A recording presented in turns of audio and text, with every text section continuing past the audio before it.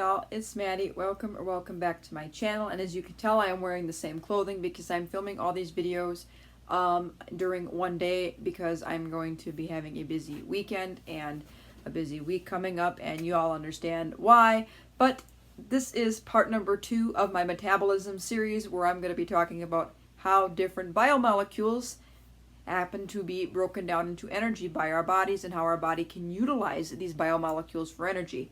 If you didn't check out yesterday's video, feel free to go ahead. I did discuss how our body uses carbohydrates for energy, but now we're going to move on to part 2, which is the fats and lipids, which can be metabolized from what you have stored, or if you are totally cutting down on the amount of carbohydrate you're eating and you're eating a lot of fats, your body will then burn that for energy.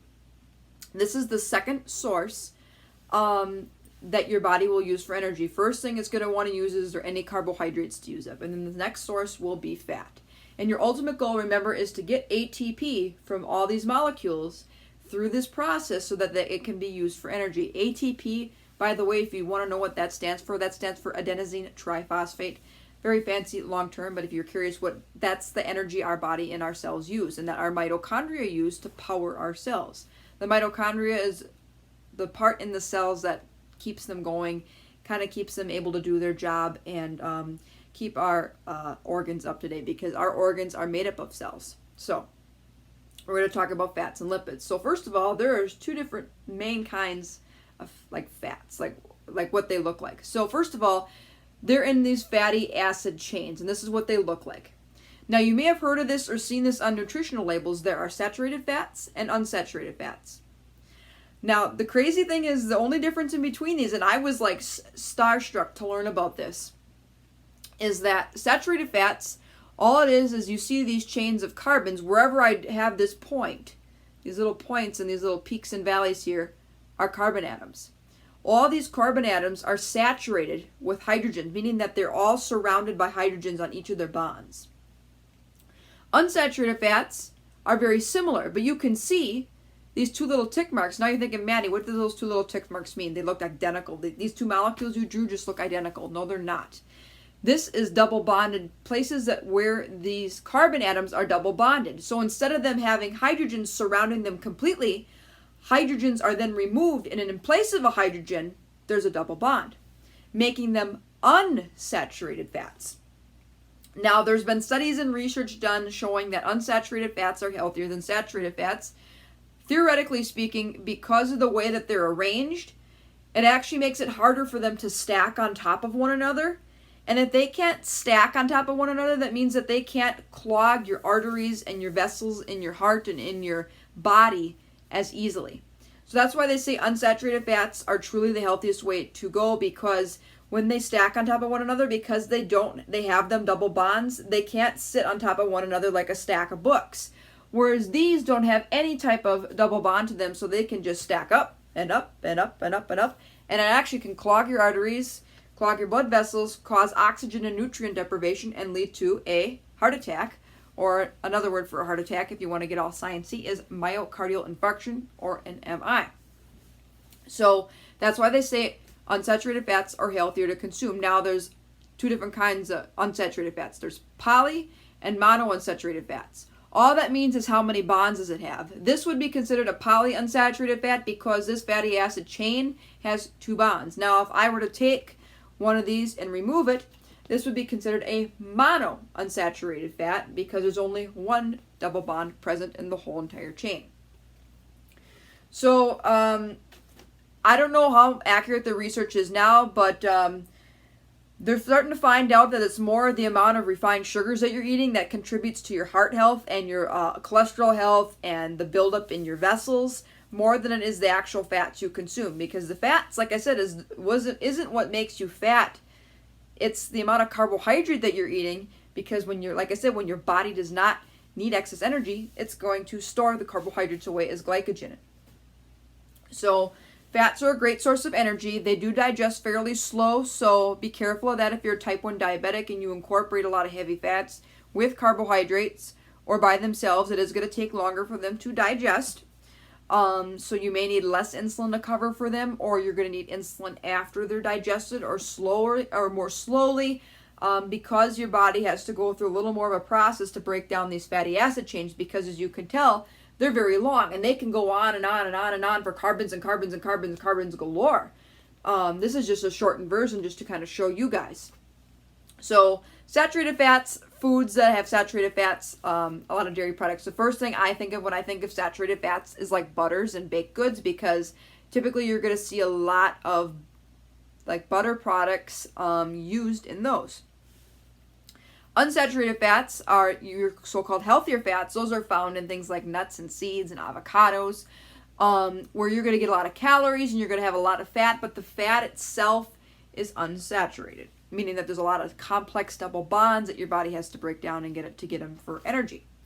So fatty acids go through what looks like a simpler cycle, but it actually takes more time because they have to break down all these carbon atoms and break apart these ends so that you can use them for energy. So it's going to go through a process called beta oxidation or fatty acid oxidation. All it is oxidizing these molecules.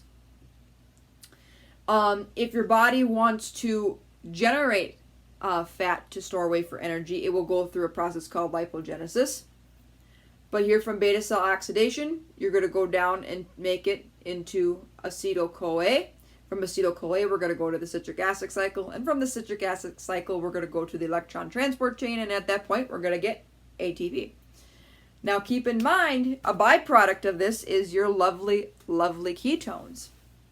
Now, there's two different forms of fatty acid oxidation. You've got the healthy form, which is for anybody on like a keto diet or just eats a lot of fat and restricts carbohydrates. You're going to get a buildup of nice, healthy ketones that are not going to cause your blood to go acidic. Now, if you're a type 1 diabetic and you're burning fat, the first thing you're going to want to look at is your blood sugar really high? Because if that's the case, you don't have enough insulin, and then your body is resorting to fat because it thinks it's starving of carbohydrate. So therefore, that's why your body then turns to fat for energy. That's why diabetic ketoacidosis is not fun, and it is very severe because you're putting your body in a very unhealthy state of fat metabolism or fatty acid oxidation. And it happens so quickly that the ketone buildup gets so high and the high blood sugars get so high, without that insulin, it starts turning your blood acidic and can cause organ damage. So keep that in mind. There's a very healthy version of burning fats and a very unhealthy version of burning fats. Now, like I said, let's just say today I didn't eat any carbohydrate. My body could use the fat stores I have on my body, or if I consumed, like I had an avocado today, I had some nuts and seeds, I had some cheese, my body could also be breaking down that fat for energy. And let's just say I consumed carbs. Let's just say I consumed only 40 grams of carbohydrate today. Well, if I started burning more than 40 grams of carbohydrate for energy-wise and calorie-wise, my body would then also turn to the fats that I ate in my food. But your body would probably first want to break down the fat you have stored away and then break down the food. Or it will take that, or it'll break down your fat, and then the fat that you have from your food, it will then store away as fat through the process of lipogenesis, or the buildup of fat. So this is the second form that your body will use for energy. That is why type 1 diabetics like myself usually notice a pretty drastic drop in weight, because without insulin, you can't metabolize carbohydrate. But anybody, diabetic or not, can metabolize fats.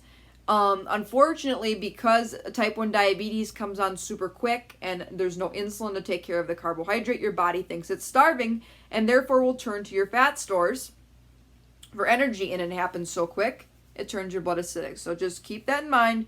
Be very careful with your fats. But I don't think it's dangerous to consume a lot of fats, especially if you're consuming a lot of the healthy unsaturated fats. I don't think it's dangerous to be in a state of ketosis as long as that ketosis is not associated with high blood sugars and or a lack of insulin. Nothing wrong with it. And like I said, it's an excellent way to lose weight if you put your body in a very healthy form of ketosis. Ketones, like I said, are very natural, healthy biochemical byproducts. It's when the number gets extremely high or they're associated with the lack of insulin or high blood sugars that you will be in trouble. So anyways, if you enjoyed this video on fatty acid metabolism or fat and lipid metabolism, give this video a big thumbs up.